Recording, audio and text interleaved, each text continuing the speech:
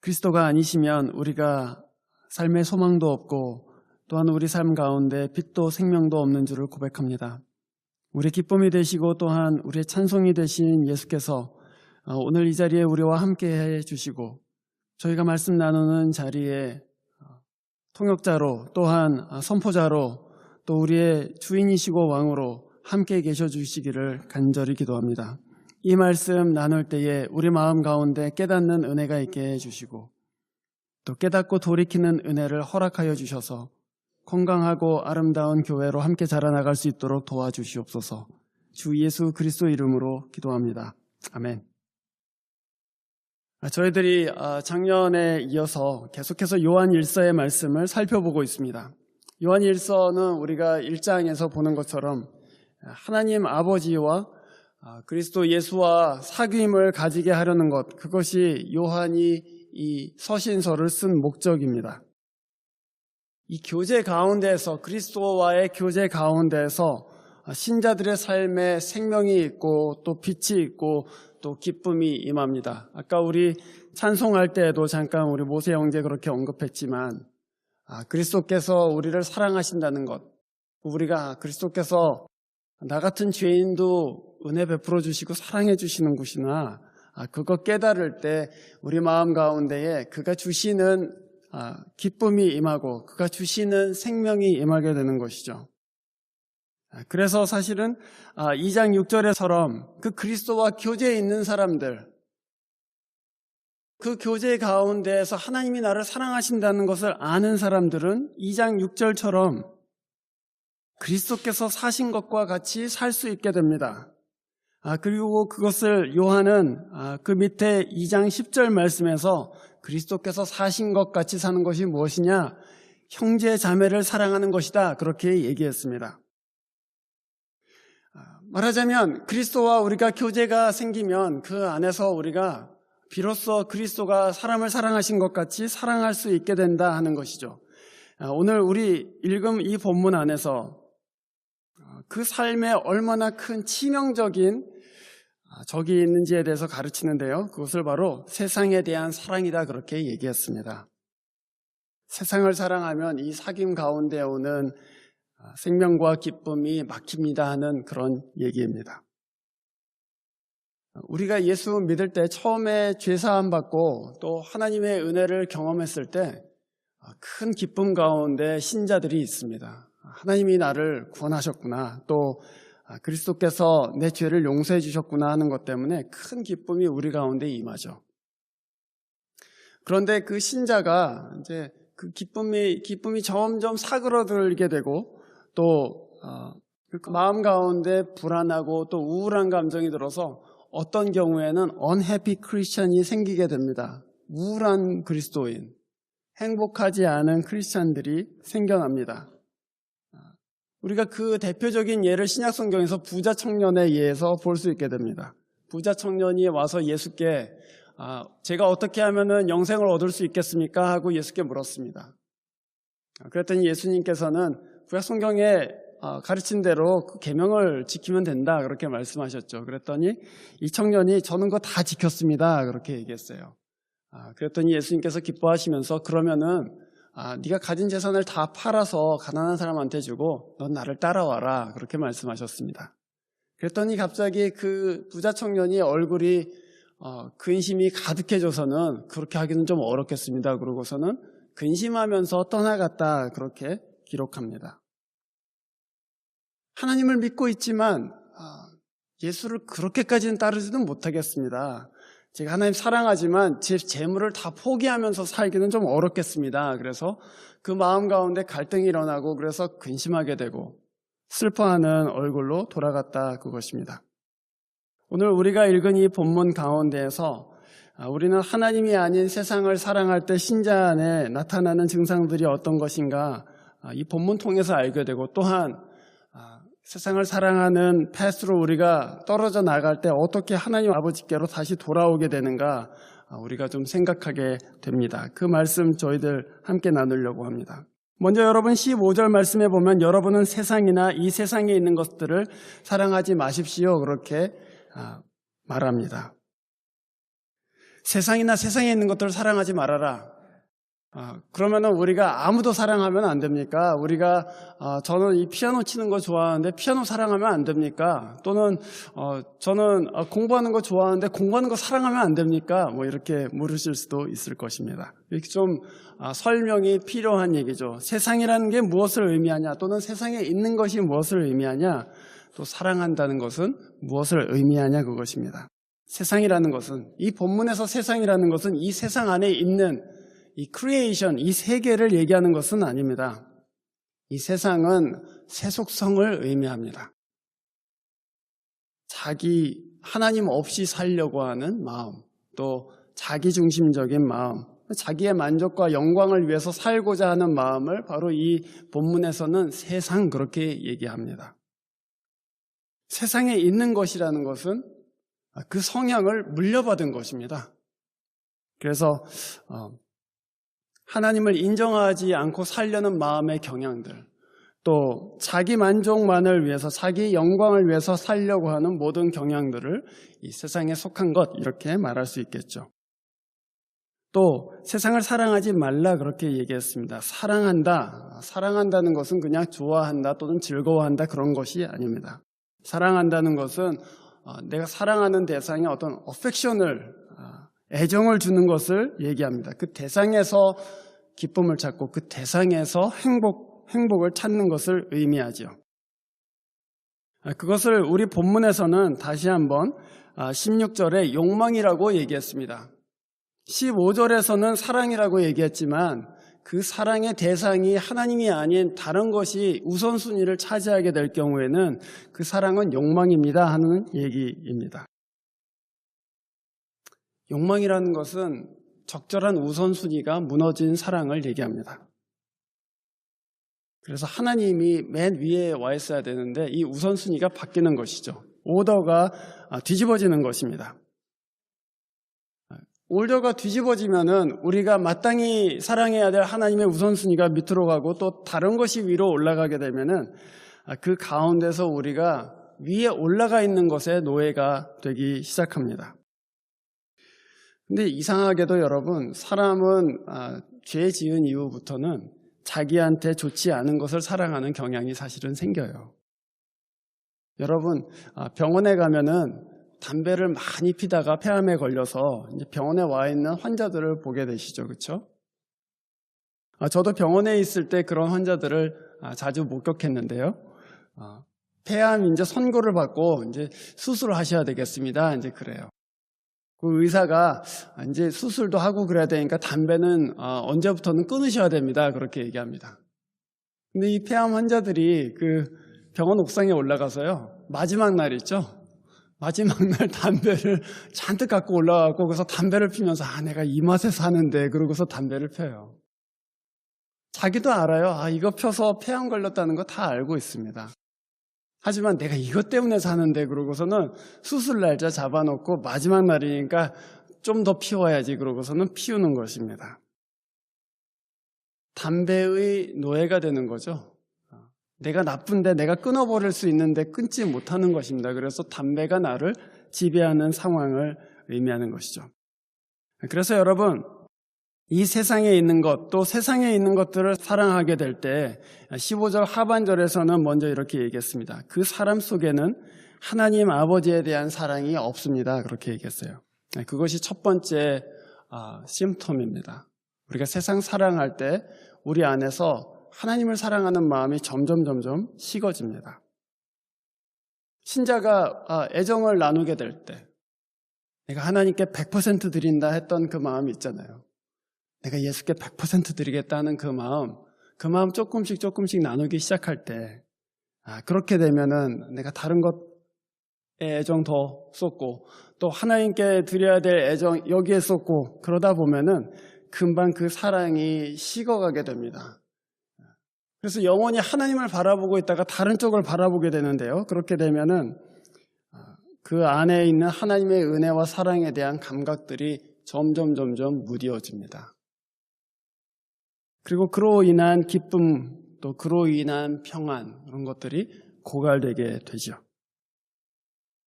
저는 어렸을 때 어머니가 이렇게 저녁에 음식을 준비하시는데 어떤 때는 배가 너무 고프니까 이것저것 주워 먹게 되잖아요. 그래서 뭐 집에 있는 과자도 먹고 초코파이도 먹고 막 그런단 말이죠. 그래서 저녁이 다 되면 배가 불러갖고 더 이상 어머니가 하시는 음식을 먹을 수가 없는 경우가 생기곤 합니다. 여러분들도 아마 경험하셨을 것입니다. 여기서 무슨 그 멕시칸 레스토랑에 가면 여러분 메인 디쉬가 나오기 전에 뭐가 나오죠? 항상 칩이 나오죠. 근데 여러분 그 칩이 맛있다고 해서 계속 먹다 보면 어떻게 됩니까? 메인 디쉬가 나왔을 때 난 더 이상 못 먹겠다 그러고서는 먹을 수가 없게 되는 것이죠. 하나님을 사랑하는 마음도 마찬가지입니다, 여러분. 우리가 세상 사랑하기 시작하면 진짜 하나님을 사랑하는 마음이 나누어지기 시작하고 그 다음에 그 사랑이 점점 식게 되는 것이 우리의 영적인 삶의 기본적인 특징입니다. 그런데 여러분, 하나님께서는 여러분의 전부를 원하십니다.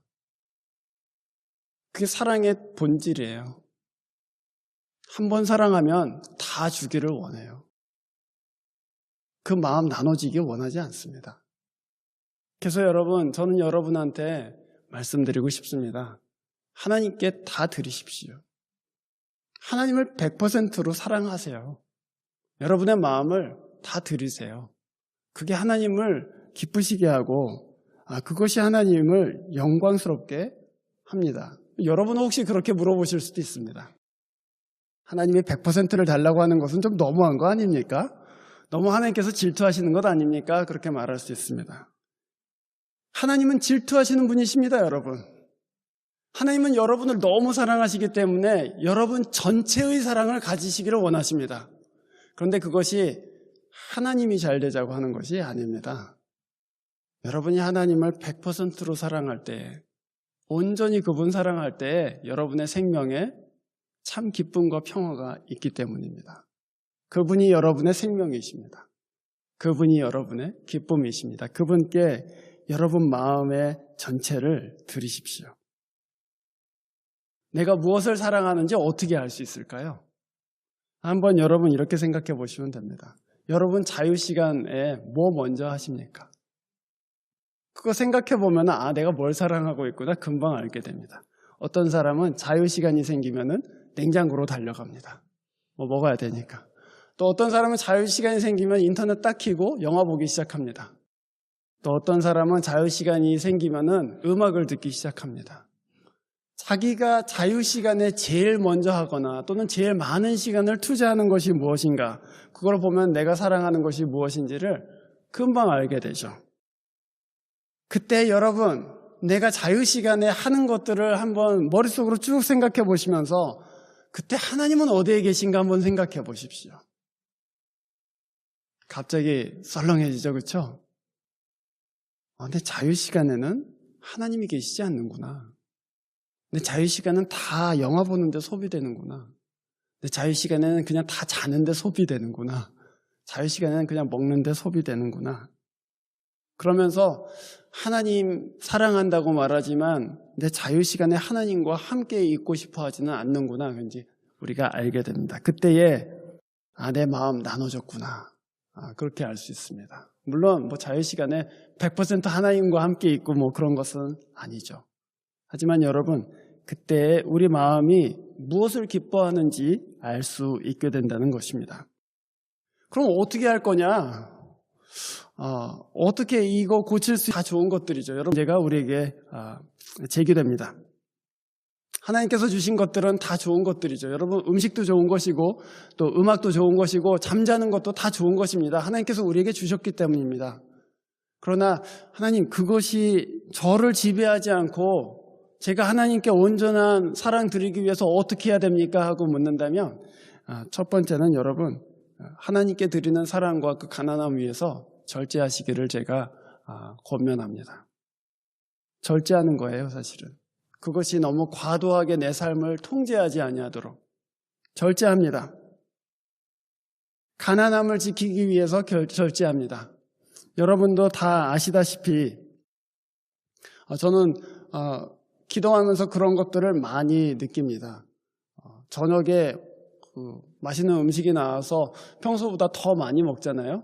그러면은 굉장히 포만감이 있기 때문에 행복합니다. 그러면 여러분 기도가 잘 될까요? 안 될까요? 이상하게 나는 행복한데 기도는 잘 되지 않습니다. 내가 너무 배부를 때, 그래서 너무 이제 너무 행복하다 할 때 사실은 기도하기 굉장히 어렵습니다. 또는 성경 깊이 읽기도 어렵습니다. 그래서 여러분 좋은 아침 시간을 위해서 저녁에 절제하는 습관이 중요하죠. 하나님께 내가 아침에 일어나서 기도하기 원한다 그러면은 밤에 많이 먹고 자서는 아침에 하나님 앞에 기도하러 나오기가 참 어려운 것이죠. 그래서 절제합니다. 내가 식욕을 어느 정도 절제하겠다. 또 잠을 어느 정도 절제하겠다. 그렇게 절제하기 시작합니다. 그래서 하나님께 드리는 시간들, 하나님께 드리는 에너지들을 남겨놓기 시작합니다. 두 번째로 여러분, 이 세상을 사랑하게 되면 나타나는 증상들이 16절에 묘사되어 있습니다. 우리가 세상 사랑하기 시작할 때 이 세상이 우리를 점진적으로 공격해서 더 깊은 죄에 빠지게 하는데요. 첫 번째는 육체에 대한 욕망을 우리한테 유혹거리로 그렇게 제시합니다. 우리 육체의 정욕들이 있어요. 식욕도 있고 성욕도 있고 수면욕도 있고 정서적인 욕구도 있습니다. 그런데 그 정욕들을 통해서 이 세상이 우리를 지배하려고 합니다. 아까 말씀드린 대로 포만감 가운데 기도하기 굉장히 어렵습니다. 만약에 우리가 수면에 절제 없이 그냥 16시간, 18시간 이렇게 잔다. 그러면 하나님의 말씀 묵상하기 굉장히 어렵습니다.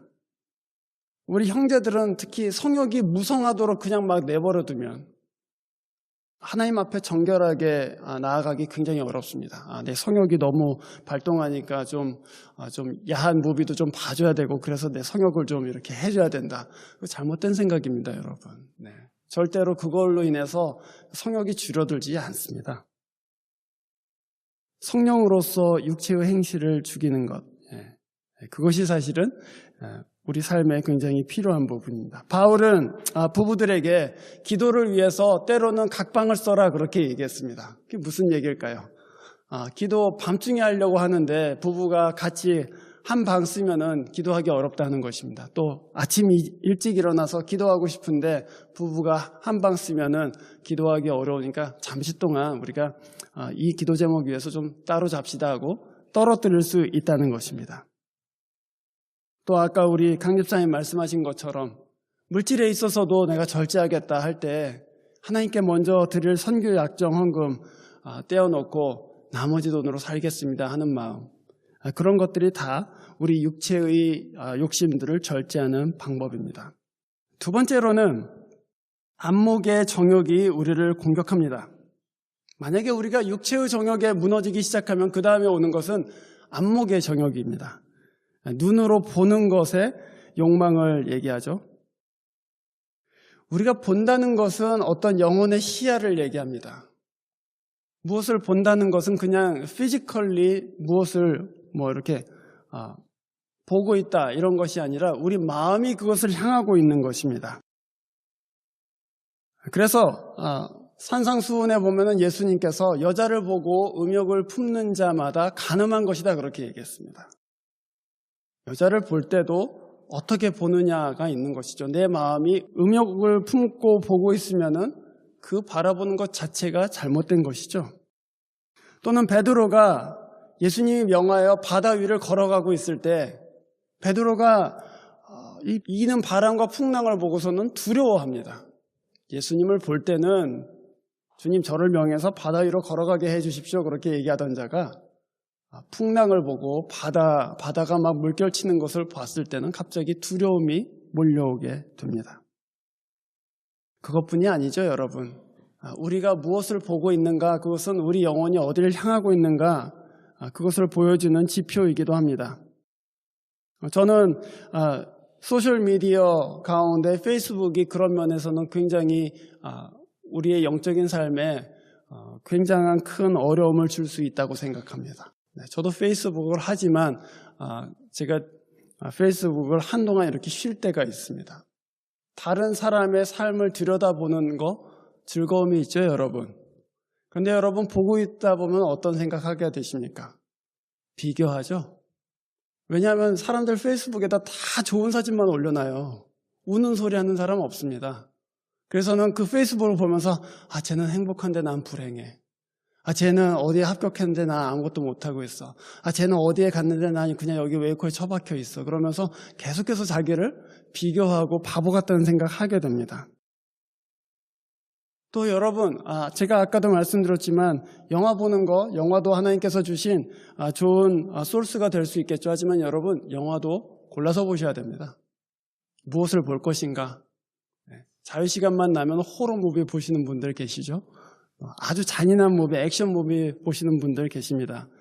그러나 여러분, 우리가 신자로 살 때에 내 눈이 무엇을 보고 있는가 생각하기 시작하면 이런 것들은 하나님 앞에서 절제해야 되겠다 하고서는 하나둘씩 절제하기 시작하시죠. 거듭나고 영적인 사람들은 자기 영혼 가운데 계시는 그리스도를 바라보기 시작합니다. 그리고 그의 행하심에 주의하기 시작해요. 아까 모세 형제가 여기 나와서 미션 웨이코에 대해서 잠깐 광고하고 같이 가자 이렇게 여러분한테 참여를 독려했습니다. 하나님의 눈이 어디를 바라보고 있는가 그 문제라고 저는 생각합니다. 하나님이 이 세상 가운데에서 누구를 바라보고 계시는가? 하나님의 시야는 어디를 향하고 있는가? 그거 보고서는 하나님의 시야가 가난한 사람들에게 향하고 있으면은 내 시야도 가난한 사람들한테 향하고 있겠다. 그 마음인 것이죠. 교회가 부르심 받은 곳이 어디냐 할 때 교회가 어디를 바라봐야 될 것이냐 그 얘기입니다. 교회가 더 높은 곳을 바라볼 거냐, 더 좋은 것, 더 힘 있는 것, 더 아름다운 것 그것을 바라볼 거냐, 아니면 하나님께서 긍휼 품고 계시기 때문에 더 낮은 곳, 더 힘든 곳, 더 가난한 곳 바라볼 것이냐, 그 문제입니다. 여러분은 어디를 바라보고 계십니까? 또 우리 교회는 한 공동체로 어디를 향하고 있습니까? 그것이 오늘 우리에게 하나님께서 주시는 큰 도전이라고 생각합니다. 세 번째로 여러분, 16절의 마지막에서 이렇게 얘기했습니다. 세상 살림에 대한 자랑 그랬어요. 처음에는 육체의 정욕이라고 했고, 두 번째는 보는 것의 정욕이라고 했습니다. 눈의 정욕이라고 했어요. 그리고 세 번째는 세상 살림에 대한 자랑이다 그렇게 얘기했습니다. 그게 마지막으로 세상 사랑이 우리를 이끄는 자리입니다. 교만하게 되는 것이죠. 세상 살림살이에 대한 자랑입니다. 내가 가진 것에 대한 자랑입니다. 내 외모를 자랑하고 또 내가 가지고 있는 어떤 성적이라든지 또는 소유라든지 또는 아이들이라든지 또는 직업이라든지 또는 내 어떤 능력이라든지 그런 것들을 자랑하기 시작합니다. 그리고 그것이 나에게 기쁨을 준다고 생각해요. 그것이 내 존재의 근거라고 그렇게 생각합니다. 그러나 여러분, 그것이 세상을 사랑하는 사람들이 빠지게 되는 가장 깊은 함정입니다. 만약에 우리가 그 세상 자랑에 빠지게 되면 그 다음부터는 이 세상의 중심은 내가 돼버립니다. 그래서 하나님은 내 주위를 맴돌고 있는 행성과 같이 되어버립니다. 그때는 참된 의미의 섬김이 불가능해집니다. 섬김도 내 만족을 위해서 하게 됩니다. 내 뜻이 중요하게 되고 내 감정이 중요하게 되고 그리고 내 계획만 중요하게 됩니다. 그래서 그 삶에는 더 이상 이웃의 자리도 없고 하나님의 자리도 없고 나하고 내 가족만 있어요. 거기가 이 세상이 원하는, 여러분이 가기를 원하는 그 자리입니다. 그러면 어떻게 할 거냐? 세상을 사랑하는 마음이 우리를 그렇게 이끌고 있다면 신자가 그 길 가운데 happen to be 서게 됐을 때 어떻게 할 거냐, 그것이죠. 17절 말씀을 제가 다시 한번 읽겠습니다. 이 세상도 사라지고 이 세상의 욕망도 사라지지만 하나님의 뜻을 행하는 사람은 영원히 남습니다. 그렇게 선포했습니다. 어떻게 치료할 것인가? 첫 번째는 이 세상이 사라진다는 것을 기억하십시오. 이 세상은 사라집니다. 이 세상과 함께 그 안에 있었던 세상의 욕망도 함께 사라져요. 영원하지 않습니다. 그 욕망과 사랑이 언젠가는 끝을 고합니다. 사람들은 죽음이 가까워지면 그걸 깨닫습니다. 그래서 죽을 때가 되면은 내가 좀 더 사랑할 걸, 좀 더 베풀 걸, 그런 마음을 죽을 때 다 돼서 가지게 됩니다. 그것만 해도 지혜라고 할 수 있겠죠, 여러분. 하지만 진짜 지혜는 뭐겠습니까? 아직 죽음이 많이 남아있을 때, 바로 여러분과 같을 때에, 그때 이것들 지나가는 것들이다. 지금은 여러분 외모가 굉장히 중요해 보이죠? 그래서 눈이라도 좀 고쳐볼까? 코라도 좀 높여볼까? 그런 생각을 하실 것입니다. 그러나 여러분 1cm 차이입니다. 1cm 차이예요. 그거밖에 차이 안 남습니다. 그리고서는 그것이 40살이 되고 50살이 되면 다 지나갑니다. 여러분이 아름다운 거 다 지나가요. 또는 여러분이 학벌이 중요하다고 생각하실 수도 있습니다. 그러나 제가 경험하기로는, 저도 학벌을 다른 사람한테 자랑할 수 있는 사람이지만 제가 40 중반이 돼서 보게 되는 것은 학벌도 다 지나가는구나, 이런 생각을 해요. 그거 머리 좋은 거 얼마 가지 않습니다. 여러분이 어디에서 무엇을 무슨 학점을 맞은 거 얼마 가지 않습니다. 지나가요. 돈 가진 것도 지나갑니다. 좋은 패밀리를 가지고 있다는 것들도 다 지나갑니다. 그래서 깨닫는 거예요. 이것들은 영원하지 않구나. 이것들은 내 진짜 기쁨의 근거가 되지 못하는구나. 그리고서는 욕망이 아닌 하나님의 뜻을 생각하게 됩니다. 무엇이 진짜 남는가? 무엇이 진짜 영원한 것인가? 그것을 생각하게 되고, 그 생각의 끝에 하나님의 뜻이 영원하구나 하는 깨달음에 이르게 됩니다.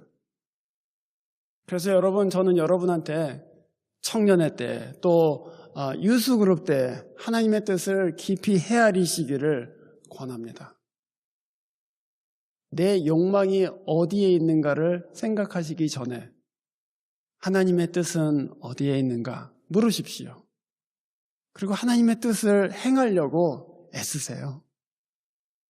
그리고 하나님의 뜻 가운데 여러분 거하세요. 그러면 거기에 약속이 있죠. 17절에 이렇게 되어 있습니다. 하나님의 뜻을 행하는 사람은 영원히 남습니다. 그렇게 얘기했습니다. 그것이 약속입니다. 하나님의 뜻을 행하는 자 영원히 남을 것이다. 그거예요. 우리는 이 본문에서, 17절 본문에서 두 가지 사랑을 보게 됩니다. 하나는 내 안에 있는 욕망이고, 다른 하나는 하나님께서 품고 계신 하나님의 뜻입니다. 내 욕망을 성취하는 데에는 별로 그렇게 큰 어려움이 생기지는 않습니다. 내가 하고 싶은 대로 하는데 뭐. 그러나 하나님의 뜻을 행하는 데는 눈물도 들어가고요. 하나님의 뜻을 행하는 데 땀도 흘려야 되고, 어떤 때는 피를 흘려야 될 때도 있습니다. 그런데 주님께서는 오늘 약속하시는 것이죠. 네 마음의 욕망을 이루려고 하지 마라. 하나님의 뜻을 이루려고 해라. 그 말씀입니다. 이거 우리가 스스로 할 수 있습니까, 여러분? 할 수 없습니다. 할 수 없어요. 우리가 이 세상 사랑에 이미 사로잡혀 있기 때문에 내가 하고 싶지만 하지 못하는 것이 바로 하나님의 뜻이죠. 그때 어떻게 합니까, 여러분? 그리스도를 바라보는 거예요, 사실은. 그 그리스도가 누구이신지를 생각하고, 그 그리스도가 내 주님이시다라고 그것을 믿는 거예요. 그리고 그 주님의 강한 오른손이 나를 붙들어 주세요 하고서는 기도하는 것입니다. 주님, 저는 할 수 없지만 주님의 강한 오른손으로 저를 붙들어 주십시오. 그래서 이 세상 사랑하는 것으로부터 저를 벗어나게 해 주십시오. 기도하는 거예요. 그래서 그 기도 가운데 주님이 우리를 인도해 주십니다. 그 기도 가운데 우리의 뜻을 바꿔주세요. 우리의 욕망도 바꿔주십니다. 그렇게 해서 하나님 앞에 그 뜻을 한 걸음씩 행하기 시작할 때에 주님께서 우리의 걸음을 지켜주시고, 그리고 오늘 이 말씀이 약속한 대로 하나님의 뜻을 행하는 사람은 영원히 남을 것이다. 그 약속대로 우리에게 이루어 주실 것입니다. 고린도전서 3장에 보면 바울이 모든 사람은 건축자와 같다 그렇게 얘기했어요. 예수 그리스도라는 반석 위에다가 그 기초 위에다가 다들 건물을 짓고 있다 그렇게 얘기합니다. 어떤 사람은 지프로 건물을 짓습니다. 어떤 사람은 나무로, 어떤 사람은 돌이나 금이나 은으로 건물을 짓는다고 해요. 그런데 마지막에 하나님께서는 이 모든 건물을 불시험으로 판단하실 것이라고 말합니다. 불로 다 태워요. 그래서 무엇이 남는가 보는 것이죠. 여러분, 지프로 건물 짓기는 굉장히 쉽습니다. 침 하나도 들지 않아요. 그러나 돌로, 금으로 짓기는 굉장히 어렵죠. 수고롭고 땀도 많이 흘려야 되고 많이 참아야 됩니다. 그러나 하나님의 뜻을 행한다는 것이 바로 그와 같습니다. 하나님께서 마지막에 우리 심판하실 때 날림으로 지은 집들, 내 욕망을 따라서 지은 집들은 다 사라질 것입니다. 그러나 오늘 우리가 설령 우리 눈에 눈물이 난다 할지라도 우리가 더 참고 기다려야 되기 때문에, 더 참아야 되기 때문에, 땀 흘려야 되기 때문에, 피 흘려야 되기 때문에 견디면서 지은 건물들, 심판의 날에 통과할 것입니다. 왜냐하면 그것이 하나님의 뜻에 합한 것이기 때문이죠. 욕망은 지나갑니다. 우리 젊은 날에 그런 어떤 패션이라든지 디자이어라든지 그런 것들 다 지나가죠. 그러나 한 가지는 남습니다. 하나님, 주의 뜻을 행하겠습니다. 그것은 남습니다. 성도 여러분, 2018년도에 열매 맺는 한 해가 되자 그렇게 저희들 교회의 모토로 삼았습니다. 어떤 분은 학점의 열매를 생각하실 수도 있고, 어떤 분은 데이트의 열매를 생각하시는 분도 계시고, 또 어떤 분은 몸에 이렇게 근육이 울룩불룩하는 것을 열매로 생각하시는 분들도 계시겠죠. 그러나 진짜 열매가 무엇입니까? 하나님의 뜻을 행하는 것인 줄로 압니다. 이 뜻 가운데 함께 서고 주님을 기쁘시게 하는 교회로 함께 자라가기를 주 이름으로 축원합니다. 기도하겠습니다. 존귀하신 예수 그리스도께 저희들이 함께 경배드리고 감사드립니다. 세상을 향한 사랑으로부터 우리를 자유케 하실 분은 목자 되신 예수 그리스도밖에 없음을 고백합니다. 연약하여서 주의 뜻을 받들지 못하고 또 무너지는 주의 백성들을 강한 오른손으로 붙들어 주시옵소서. 저희들 가운데 새로운 심령을 허락해 주시고 주의 영을 부어주셔서 하나님의 뜻대로 행할 수 있도록 온 교회 위에 그리스도의 은총을 허락하여 주십시오. 그래서 주님, 지혜로운 건축자와 같이 그리스도의 반석 위에 아름답고 영원한 것으로 집 지을 수 있도록, 그래서 그날에 그리스도께 영광을 돌리는 한 백성 되도록 도와주시옵소서. 주 예수 그리스도 이름으로 기도합니다. 아멘.